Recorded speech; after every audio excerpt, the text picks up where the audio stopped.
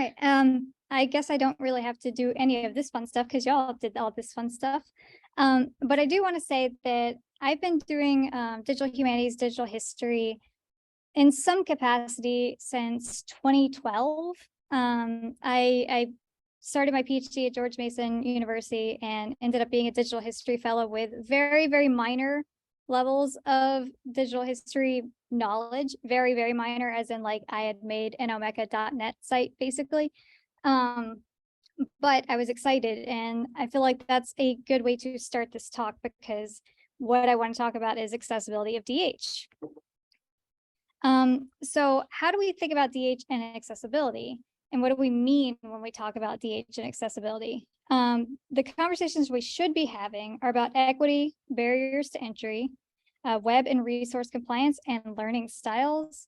As we discuss accessibility within the field of digital humanities, it is important to think through multiple angles of what accessibility means. Usually people think of web accessibility only, whereas I think it needs to be a more broad topic. How are we actually making this available to people? How are we reaching people? And nope, you don't want to go for it? Nope. Spoilers. There we go. Okay, so as I said, accessibility means more than one thing. It means web and resource compliance. It means that we need to think about how people learn. There are different learning styles, and the way that we approach them can be quite different when it comes to digital humanities. We need to think about equity and barriers to entry because often there are costs associated with some of the software and tools that come along with this, and that can be a tough hurdle to get over. So that is what I want to say. DH is an opportunity for us to think about how are we reaching people? How are we actually getting this information to them? And I'm going to say that digital storytelling is a good way. It can provide a way to bridge some of those gaps. Humanists often tell stories, and the ability to use digital narratives allows for us to reach a broader group of students and scholars. DH offers an opportunity to use, let's go back to my opportunity slide, an opportunity to use different methods for the creation and study of humanities scholarship. And we can do that through ensuring that the ways people access and engage with DH are as open as possible. So that brings me to digital storytelling. What does that mean to me? Digital storytelling means a lot of different things to a lot of different people because usually when you get in digital humanities generally, it becomes a broad umbrella of things. To me, it's the practice of telling narratives through digital methods. That's it. Easy peasy definition to me. Like I said, other people might combat me on that, but that's mine. So it allows for experimentation and innovation, and it can lead to unique presentations of material. And there's a lot of room for creativity with digital storytelling. It can also make it less intimidating to folks. We can introduce it in formats that are more familiar to them. Sorry. I've taught introductory DH courses as well as sessions where I introduce DH in one-off classroom settings, and a general feeling that I get from students is in those sessions, they're really nervous about even touching DH at all. They don't know what they're getting themselves into, and it's terrifying. So they might not have any experience coming into a class or a workshop, etc. They might not know what it is. They might be introduced to the topic for the first time, and that can be extremely intimidating and turn people off. I think with digital storytelling, it's a way of thinking about bringing people into DH as opposed to having this intimidation. We can try and ease that fear. Once again, it's a broad umbrella. DH is many things. We can use it to our advantage when we're trying to be accessible to folks with the content we teach, we create, and hopefully inspire. And so digital storytelling allows for more accessible formats. And I'm going to give you a rundown of some examples. Just keep in mind, this is not a formal list of all the things that you might see in digital storytelling. That would take forever. We have an hour. So if I leave something off, it's not because I hate it, I promise. It's just because time. And these are some of the ones that I have found a lot of success with. Okay, so first I want to talk about Twine. And I'm actually going to talk about Twine twice today in a different capacity. So what I want to talk to you about with this one is the fact that when I was a digital humanities librarian, I was realizing that there were some people who didn't really have archival experience. They weren't really sure what that was going to look like. So I decided to use my own archival experience, which, to be fair, is a little bit different than some people because I did mine at the Museum of Play, and it is in a museum where you can get lost and find Big Bird. So a little bit different, but it gets the general idea across. And what I did is create a choose your own adventure interactive story. And you go through, you talk to your archivist, you pick which box or which folder you want to go through. And what I ended up doing is randomizing which of the documents that I found when I was in the archive would pop up from that. That way it kind of replicates the idea of you never know what you're going to get in an archive. So that was the goal there. And then you can go on and do fun stuff like go downstairs and play Pac-Man if you want. But that's the non-linear narrative of this. You don't have to go through the Atari records if you don't want to. You don't have to go through Roberta Williams records. You don't have to go play Pac-Man. You can go play another game in my story. So we can use it as a pedagogical tool in this sense. And I do have the URL up if somebody wants to see it eventually. But right now I will pass on that. So let's also talk about podcasting. I don't have any images for you to look at with podcasting because primarily audio. So it's also a way to think about how are we telling digital stories. Making a podcast has actually become really accessible, way more accessible than it was when I started doing it, which is great. If a student wants to make a podcast, they can record it on their phone and then edit it, and it's gonna sound okay. They're gonna survive if it has a little crackle or something, but it's listenable. I've had students actually make podcasts as midterms before, and it was fantastic. They did podcasts as a group. They had small groups. They picked a topic. They did the historical research, and then they created a podcast where they had casual conversations with each other about what they found. And it was probably the most fun that I've ever had grading, because I could just put it on in my car and listen to them talk. And, I didn't have to have a pen or anything. She's like, okay. But the good thing is it allows them to be innovative. It allows you to have, I put it down there later, but it can be audio only, but it can also be a video, which you can incorporate videos as long as you're thinking about copyright. You can have images, video, all that. But yes, please do think about copyright. Do not forget that exists. But it's also helpful for those who are nervous about presenting in front of people live. It allows you to really think about what you're going to say, be able to edit, so that if you say something, if you have a lot of whatever, if you fall over in the middle of your presentation, like, it's okay. It's a podcast. You can edit that out. So it makes it a little bit easier for people to come to doing a longer talk like this because it's something that they have control over. You can also distribute that content if you'd like. If you make a video version of a podcast, put it on YouTube. Cool. Other people can see it if they want to. So it makes that information that you've researched a bit more accessible for others. And again, collaboration is a huge part of this. Having the small groups, I think I had groups of 5 work together. They all had their voices out there. They all were working together to make a really successful story. And every podcast I've ever done has been collaborative. It's really great. So I'm going to also talk about a little bit of these tools. I've used them to great success. And the fantastic thing about them is they are all free. They only require a Google account. So it's a bit easier for students to access because they could just sign in using a Google account. They have access to the entire suite. I put the list of all the things there. No, do not. No.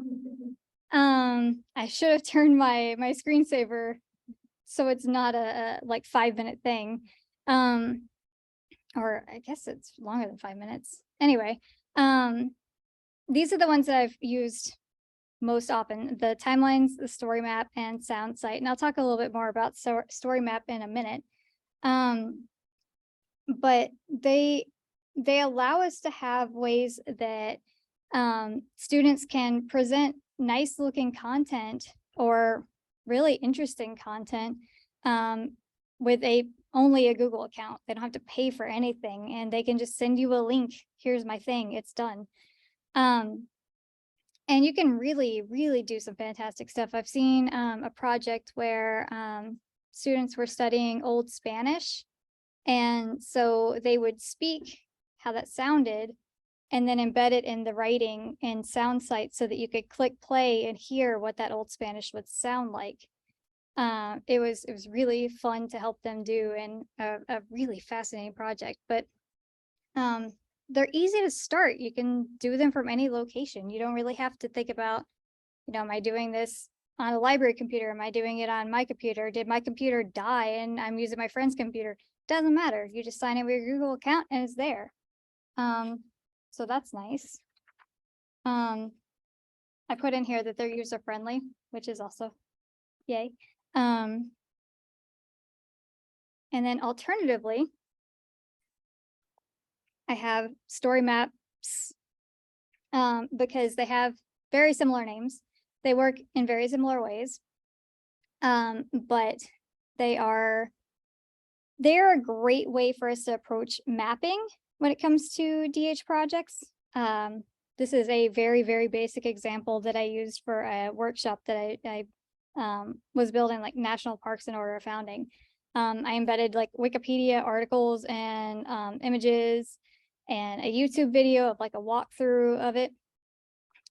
So you can actually have that narrative behind what's going on in this map. It's not just places on a map. It's telling a story. It's telling why they're there. I do have story maps, the ArcGIS version. That one's paid. So that one's a little negative on that part. Stanford has access to it, which is nice. So that was the first time I've ever actually gotten to play around with it, was when I got here, because I haven't been anywhere that had it. But you can create some really, really nice pages with the ArcGIS maps. You can have narratives in here. You can have tabs. So it reads much more like a book, much more like something that humanities folks would be used to, but it has the ability to embed objects and maps, etc. Because this is who I am as a person, obviously I'm going to talk about video games. That's also what I do. It can be a great introduction to history. I've had several students that their introduction is Assassin's Creed. I've had several students their introduction is Red Dead Redemption. I ended up doing a paper on the Three Kingdoms period in China because I was playing Dynasty Warriors at the time in grad school, and I couldn't think of a topic to do. So I was like, all right, let's find some actual history instead of, destroying 2,000 dudes on a map. But that can be an introduction. It can be a way that we're introducing the topics of history, but also you can think within the game, what are they showing? What are they not showing? What are these silences mean? And where do we go from there? What do we come away from the game with? So they can be really powerful if you know what you're doing. That's the hard part. But the good thing about them is a lot of games have Let's Plays. So you don't have to have the really expensive game consoles to play through them. You can watch somebody on YouTube play through it for you. So again, it has that ability to be accessible, that ability to not have a cost associated with it, even though generally you would think video games are very, very expensive. There are ways around it. I've also seen some amazing work. I wrote it down because I was not going to remember where they're from. California State University, Long Beach. They're also from the Center for the History of Video Games, Technology, and Critical Play. Sean Smith and Jeff Lawler, they're amazing. And I've seen some incredible work from their students that they actually, for their final projects, put their stories into Twine. So they have to storyboard what their story is going to be. They have to think about what that narrative's going to be for their paper, and how to tell a compelling story and have an argument while also making it a choose your own adventure game. And it helps them learn about project management with the storyboarding. How are you actually going to get through this? Which is fantastic. Every time I've seen them do this, it's just phenomenal. Their students create such good work, and it's so impressive. It's amazing. Just wanted to give them a shout out because they're so cool. So yeah, it can serve as a pedagogical tool. I actually participated in a DHSI workshop last summer now. Not this past summer, the summer before that, which we were actually making our own games, thinking about our academic fields and how we were going to present a story in a game we made in a week. It was insane, but it was doable. And there were some really fantastic interpretations of the different academic fields that were there and what they thought they could be able to do in a week. I used GB Studio just because I wanted to make a Game Boy game. And it was great. So we were thinking about themes of inclusion when we were creating these games. They had a particular theme that we had to go with. And by extension, that also included games about exclusion, which were honestly some of the more powerful ones that came out of that workshop. But there was also social justice games. It was a fantastic experience. So you can think of it that way. I have Minecraft over here because in a previous life, again, I was a digital humanities librarian, and I was tasked with working with an English class. And they wanted to think about the importance of space and place in Beowulf. They wanted to think about distance, what those buildings might look like. So how do we do it?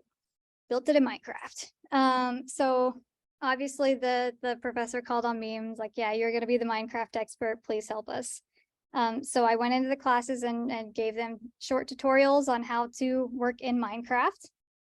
And so they had to think about the proximity of the buildings in terms of like the story. They had to think about what would be what that building would look like. They did historic research of what would a building look like at that time period. What kind of resources can I use in Minecraft to replicate that?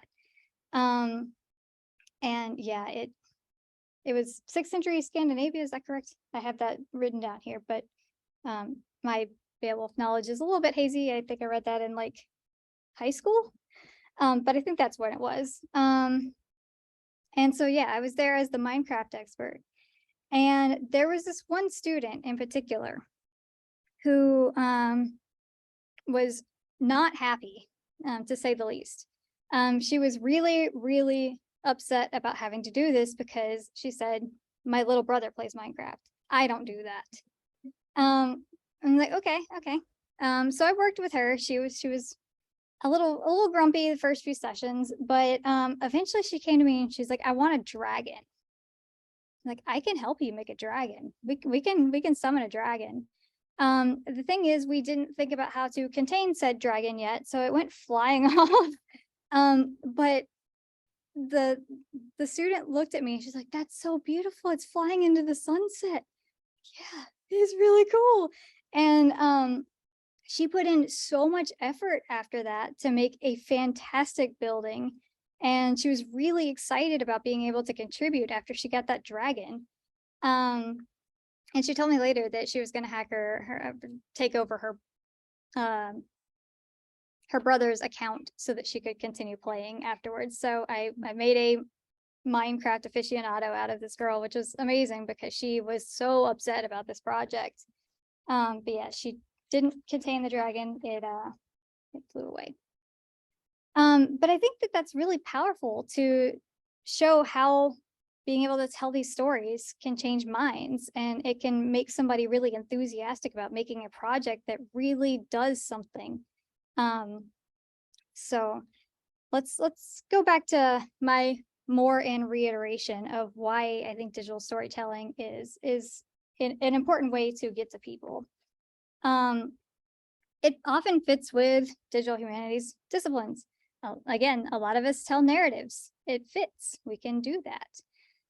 It can be accessible because of the familiarity or how you approach it.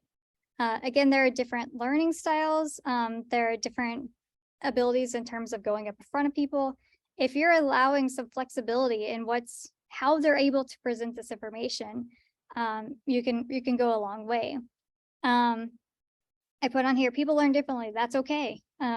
Not every single person wants to write a 10-page essay. That's fine.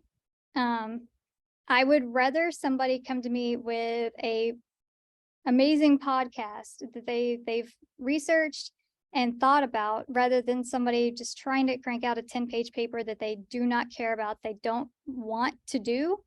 And it's honestly much superior work. So I think that that's a really great way to think about it. And it does reduce barriers because, again, almost everything that I put on here, you can access in some way for free.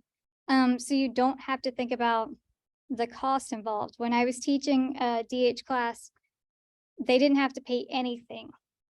I didn't have them pay for any kind of textbooks. I didn't have them pay for any software. They paid for nothing because I wanted everybody to be on the same even ground there as much as possible. So it's extremely important to me. It's something I've been thinking about since I started teaching, honestly. And I think that, yeah, there we go. Yay, I'm done. You don't have to hear me talk anymore.